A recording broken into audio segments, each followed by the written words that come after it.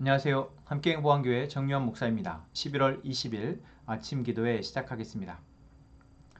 사사기 9장 7절에서 21절의 말씀입니다. 사람들이 이 소식을 요담에게 전하니 그가 그리심산 꼭대기에 올라가 서서 큰 소리로 그들에게 외쳤다. 세겜 성읍 사람들은 내 말을 들으십시오. 그리야 하나님이 여러분의 청을 들어주실 것입니다. 하루는 나무들이 기름을 부어 자기들의 왕을 세우려고 길을 나섰습니다. 그들은 올리브나무에게 가서 말하였습니다. 내가 우리의 왕이 되어라. 그러나 올리브나무는 그들에게 대답하였습니다. 내가 어찌 하나님과 사람을 영화롭게 하는 이 풍성한 기름 내는 일을 그만두고 가서 다른 나무들 위에서 날뛰겠느냐. 그래서 나무들은 무화과 나무에게 말하였습니다. 내가 와서 우리의 왕이 되어라. 그러나 무화과 나무도 그들에게 대답하였습니다. 내가 어찌 달고 맛있는 과일 맺기를 그만두고 가서 다른 나무들 위에서 날뛰겠느냐. 그래서 나무들은 포도나무에게 말하였습니다. 내가 와서 우리의 왕이 되어라. 그러나 포도나무도 그들에게 대답하였습니다. 내가 어찌 하나님과 사람을 즐겁게 하는 포도주 내는 일을 그만두고 가서 다른 나무들 위에서 날뛰겠느냐. 그래서 모든 나무들은 가시나무에게 말하였습니다. 내가 와서 우리의 왕이 되어라. 그러자 가시나무가 나무들에게 말하였습니다. 너희가 정말로 나에게 기름을 부어 너희의 왕으로 삼으려느냐. 그렇다면 와서 나의 그늘 아래로 피하여 숨어라. 그렇게 하지 않으면 이 가시덤불에서 불이 뿜어나와서 레바논의 백향목을 살라버릴 것이다. 이제 여러분이 아비멜렉을 세워 왕으로 삼았으니 이 일이 어찌 옳고 마땅하다고 할 수 있겠습니까? 이 일이 어찌 여룻바알과 그 집안에게 고마움을 표시하는 일이라고 하겠으며 그가 이룬 업적에 보답하는 것이라 하겠습니까? 나의 아버지가 여러분을 살리려고 싸웠으며 생명을 잃은 위험을 무릅쓰고 여러분을 미디안 사람들의 손에서 구하여 내지 않았습니까? 그런데도 이제 여러분은 나의 아버지의 집을 대적하여려나 70명이나 되는 그의 아들들을 한 바위 위에서 죽이고 우리 아버지의 여종의 아들 아비멜렉을 여러분의 혈육이라고 하여서 오늘 세겜 성읍 사람을 다스릴 왕으로 삼았습니다.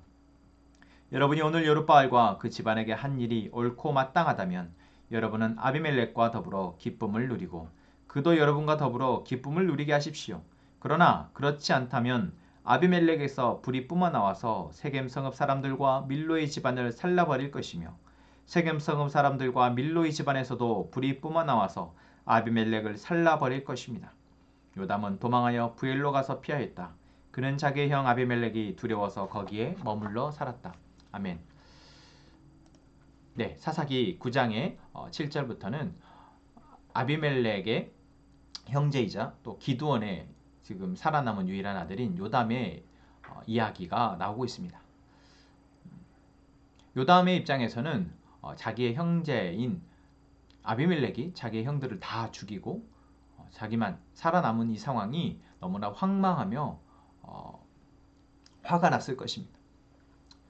그런 상황에서 하나님은 이 말씀 속에서 요담이로 하여금 세겜 사람들과 아비멜렉에게 하나님의 메시지를 전달하게 하십니다. 오늘 이 요담의 입술을 통해서 전해지는 이 메시지가 오늘 우리에게도 정말 중요한 메시지이기에 저희가 귀담아 드렸으면 좋겠습니다. 자, 오늘 이 요담은 세겜 사람들에게 자신의 이야기를 잘 들어보라 얘기하면서 그리심산에서 이야기를 합니다. 자, 그리심산은 원래 모세 시대 때부터 축복을 선포하는 산이었습니다. 그런데 이 축복을 선포하는 산에서 요담은 저주를 선포하고 있는 것입니다. 우리가 축복을 선포한다는 것은 그럴 상황이 되어질 때입니다. 그런데 지금 이 시대의 상황은 또한 요담에게 처해진 이 상황은 도저히 축복을 그저 선포할 수 있는 입에 좋고 듣기 좋은 말을 이야기할 수 있는 그런 상황이 아닌 것입니다. 그렇게 아이러니하게도 축복이 선포되어야 될 산에서 저주를 선포하고 있는 것. 지금 우리의 상황도 그렇습니다. 내게 듣기 좋은 이야기, 내가 들어서 기분 좋고 행복한 이야기들이 우리에게 필요하기도 하지만 내가 중요한 것은 나의 지금 현재 상황 속에서 나의 잘못된 것과 이 시대의 악함에 대해서 바르게 볼 수 있는 때로는 그것이 아프더라도 그런 이야기를 들어야 하는 시대인 것이죠. 자, 요담은 이 세겜 사람들과 이 아비멜렉을 향해서 바로 그 이야기를 하고 있습니다. 자, 요담이 한 이야기는 먼저 우화로 시작합니다. 나무들이 왕을 세우고자 하는데 첫 번째로 올리브나무를 찾아가고 그리고 무화과나무를 찾아가고 포도나무를 찾아갑니다. 나무들이 왕을 세운다라는 것 자체도 별로 의미가 없는 이야기이죠. 그러니까 왕이 필요가 없는데 왕을 굳이 세우려 하는 것입니다. 그런데 그 나무들이 그 왕을 세우기 위해서 찾아간 앞에 새 나무들은 다 거절을 합니다. 그리고 그 거절의 이유는 무엇입니까? 하나님과 사람을 영화롭게 하는 자신의 일을 그만두고 굳이 나무들을 위해서 날뛸 필요가 있겠느냐라고 이야기하죠. 자, 여기에서 중요한 것은 무엇입니까? 이 새 나무들은 자신의 역할이, 자신의 정체성이, 자신의 삶이 어떠한 삶이어야 될지를 분명하게 알고 있었고 그것의 가치를 알고 있었다라는 것입니다.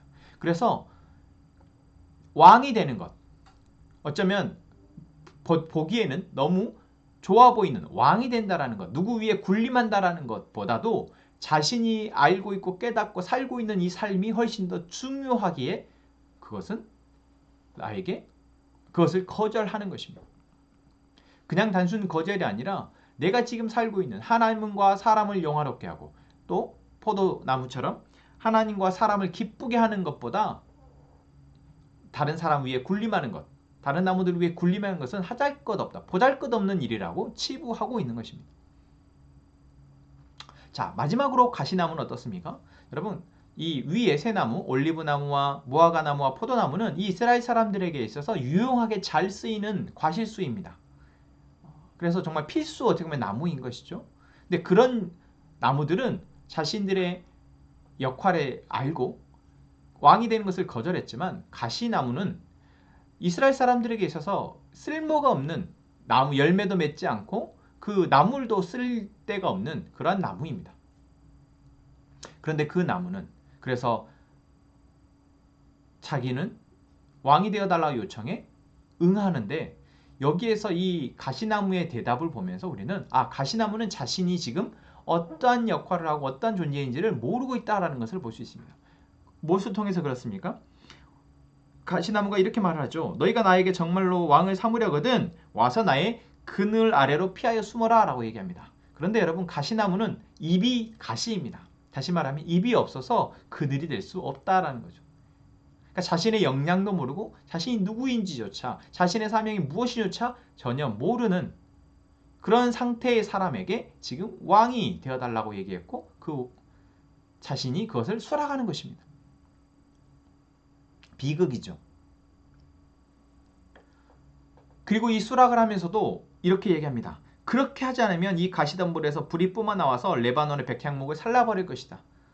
자신이 이제 왕이 된다면 자신의 권력을 누리고 또한 권력에 반항하는 사람들에 대해서 자기가 그 못을 불살라버리겠다. 어떤 권력의 폭력성을 그대로 드러내는 대답을 합니다. 지금 이 우화를 통해서 요담은 세겜 사람들이 아비멜렉을 도와서 아비멜렉으로 하여금 자기 형제들을 다 죽이게 하고 왕으로 세운 것에 대해서 비판하고 있는 것이죠. 그리고 그것이 얼마나 어리석은 것이며 그리고 그 결과가 결국 모두를 비참한 결말로 가져가게 할 것이라고 경고하고 있습니다. 어쩌면 저주하는 것이죠. 너희들은 그렇게 될 것이다. 바로 마지막 부분에 이야기하는 것처럼 서로가 서로를 불살라 버리게 될 것이다 라고 이야기하고 있는 것입니다. 여러분 오늘 이 요담의 이야기는 우리에게 어떤 교훈으로 어떤 적용으로 나아갈 수 있을까요? 여러분은 지금 여러분의 삶에서 무엇이 중요하십니까? 여러분이 지금 우리가 살아가고 있는 이 삶의 시간 속에서 내가 하고 있는 일들이 어떤 의미가 있는지 알고 하고 계십니까? 우리가 하나님을 모른다면 하나님이 우리를 부르셨고 하나님이 우리에게 말씀하고 계시지 않다면 사실 우리는 자기가 느끼는 대로 자기가 하고자 하는 대로 열심히 살아가게 됩니다. 그러다가 좋은 성과를 낼 수도 있고 기쁠 수도 있고 때로는 실패할 수도 있겠죠. 그러나 지금 우리는 어떻습니까? 하나님의 부르심을 받고 이제 하나님이 우리의 주인이시며 하나님 우리의 아버지 되시며 하나님 우리의 주관자이심을 고백하는 그리스도인입니다. 또한 그리스도인의 사명과 본분은 무엇입니까? 삶의 목적은 무엇입니까? 바로 하나님을 영화롭게 하는 것입니다. 물론 하나님을 영화롭게 한다는 것은 하나님의 그 뜻에 맞춰서 나의 삶을 살아내는 것입니다. 그리고 하나님을 영화롭게 하는 것은 또한 나와 함께 살아가는 이 사람들, 그리고 이 세상을 또한 풍요하게, 또한 영화롭게 만드는 것입니다. 그래서 하나님을 사랑하는 것, 그리고 이웃을 사랑하는 것, 이것이 바로 지금 우리에게 맡겨진 삶의 모습이어야 한다는 것이죠. 내가 이것을 알고 지금 내가 사용하고 있는 시간과 내가 사용하고 있는 나의 헌신과 이런 모든 노력들이 하나님을 영화롭게 하고 사람을 영화롭게, 하나님을 기쁘시게 하고 사람을 기쁘시게, 사람들을 기쁘게, 또한 하나님을 사랑하고 사람을 사랑하는 일이라는 것을 알고 있는 사람은 다른 어떤 부수적인 것들 또는 썩어 없어질 것들 또는 나를 아프게 하고 사람들을 오히려 아프게 하는 그러한 욕망과 탐욕에 흔들리지 않습니다.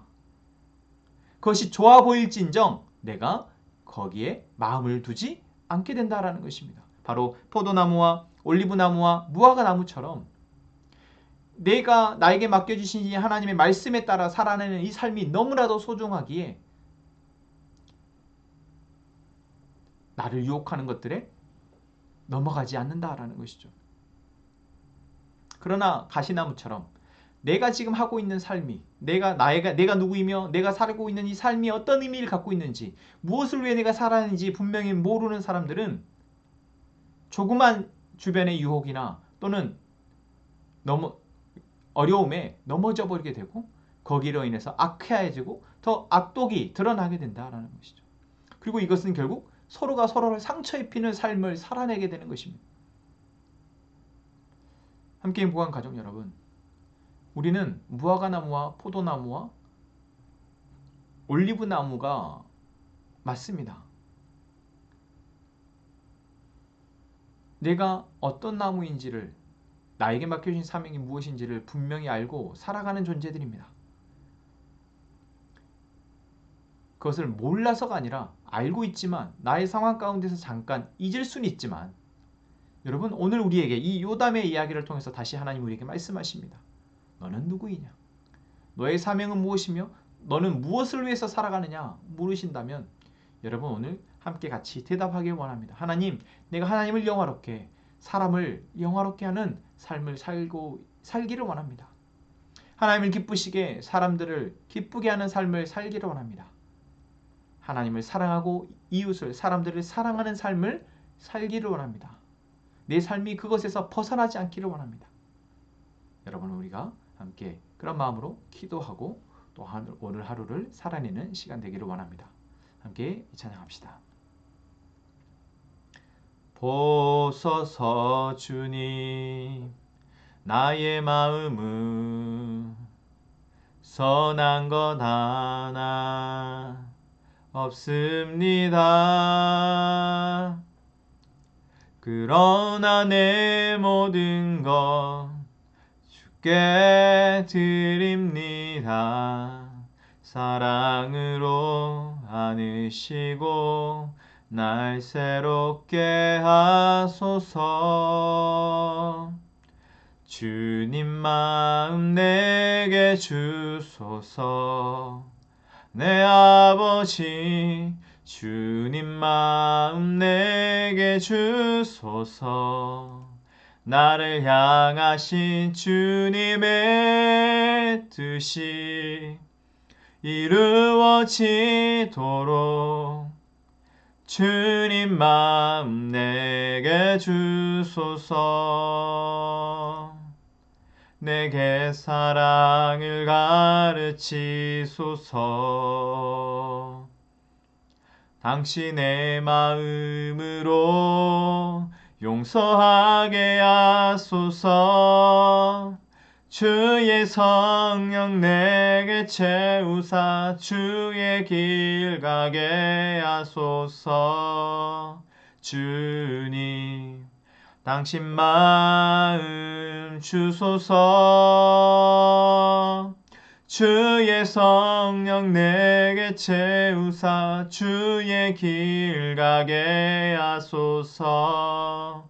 주님, 당신 마음 주소서. 주님 마음 내게 주소서. 내 아버지 주님 마음 내게 주소서. 나를 향하신 주님의 뜻이 이루어지도록 주님 마음 내게 주소서. 주님 마음 내게 주소서. 주님 마음 내게 주소서. 내 아버지 주님 마음 내게 주소서. 나를 향하신 주님의 뜻이 이루어지도록 주님 마음 내게 주소서. 아멘. 하나님, 우리가 하나님을 사랑하고 이웃을 사랑하는 삶이 우리의 최우선 가치가 되게 해주십시오. 이를 위해 우리에게 베푸신 하나님의 은혜를 잘 선용하게 해주십시오. 하나님, 우리 공동체가 하나님을 사랑하고 이웃을 사랑하는 그런 하나님의 공동체 되기 원합니다. 그러기 위해서 우리가 하나님의 인도하심을 믿고 잘 훈련되어지기를 원합니다. 하나님 가라 하시면 가고 서라 하면 서고 그곳에서 어디에서든 예배하라 하면 예배할 수 있는 그런 공동체 되기를 원하오니 하나님 우리에게 함께 하나님의 믿음에 순종하며 나아갈 수 있도록 도와주옵소서. 하나님, 어려운 상황 가운데 있는 아이들을 돕는 내 아이처럼 사역과 그것을 이끌어 가시는 김근영 목사님을 위해 기도합니다.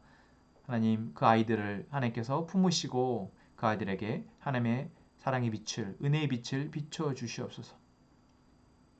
하나님, 우리 가족들이 각자의 기도 제목을 가지고 기도합니다. 우리의 삶의 모든 문제들이, 우리의 고민들이 하나님의 뜻 안에서 해석되어지게 하시고 그것들을 하나님의 뜻 안에서 인내하며 기도할 수 있게 하여 주옵소서. 함께 기도하겠습니다.